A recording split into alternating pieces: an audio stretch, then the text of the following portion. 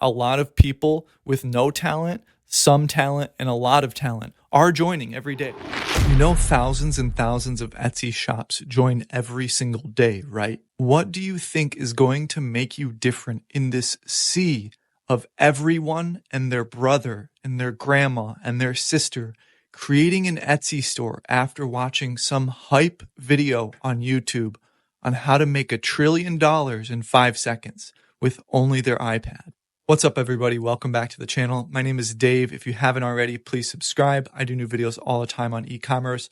Shout out to everybody grabbing the free Etsy ads cheat sheet in the description below. So I want to make this video because now in 2023, moving on to 2024, there are inevitably a lot of sellers joining the platform, both high quality and low quality. There's a lot of competition, but that doesn't mean you can't do well. I want to talk about how to stand out and how to do well in this sea of competition, because Etsy is different from what it was in 2015 to 2018. This newer era of Etsy requires determination, skill, and intelligence. Following a copy and paste method could work, but for the vast majority of people, it does not. You need to have skill to begin with, or at the minimum, develop skill along the way.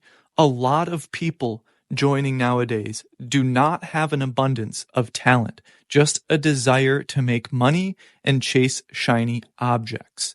Whether they do good or not, it clogs up the pipes. It clogs up the search results. The algorithm is forced to process and try to give chances to these newer Etsy stores. While ranking based on click-through rate, conversion rate, history, etc. still exists and is the prominent factors, the algorithm still has to give chances to new stores, whether that be in the search results or whether that be in suggested listings. So either way, the algorithm is in fact forced to filter and process thousands and thousands of new Etsy stores, meaning millions, potentially billions of Etsy listings.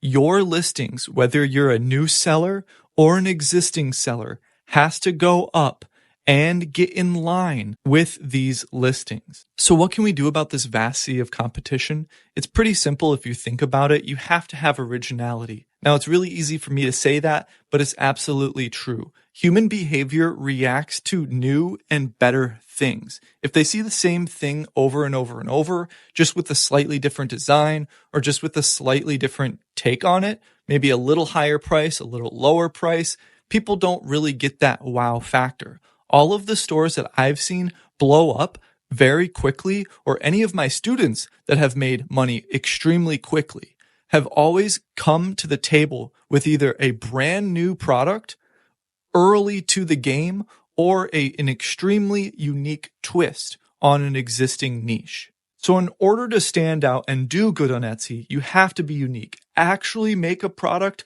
or spin it as a new version. Now, I'm definitely biased on this topic, but nowadays with all the print on demand and digital download sellers on Etsy, if you develop a real handmade skill, you will inevitably stand out if you get good at photography and SEO. The very first store I created that did 6 figures in its first year is a handmade store from a handmade skill that I developed over years and years, and that a handmade skill my wife developed over years and years.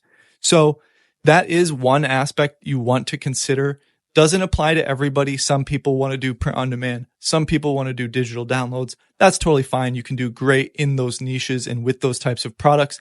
But I need to say that to you. If you want to do really well and easily stand out from everybody, you can develop and should develop a handmade skill, because that's what Etsy was originally created for. At the very minimum, put a strong, new, unique twist on an existing product and niche, or develop a handmade skill.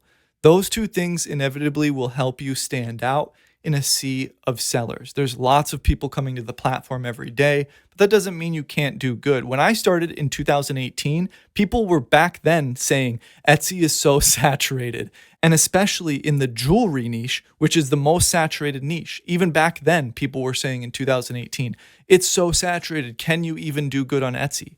And in my first year, I did 6 figures.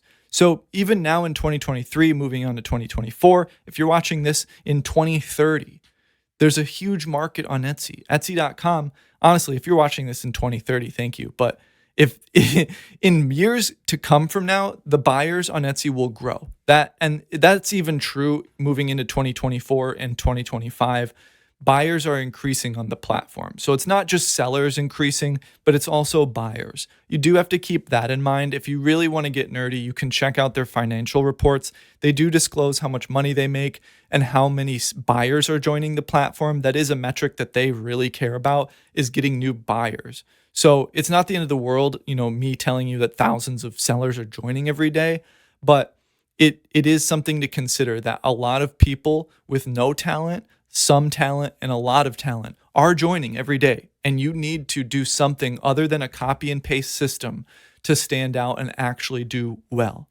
I hope you enjoyed this video. Have a beautiful day.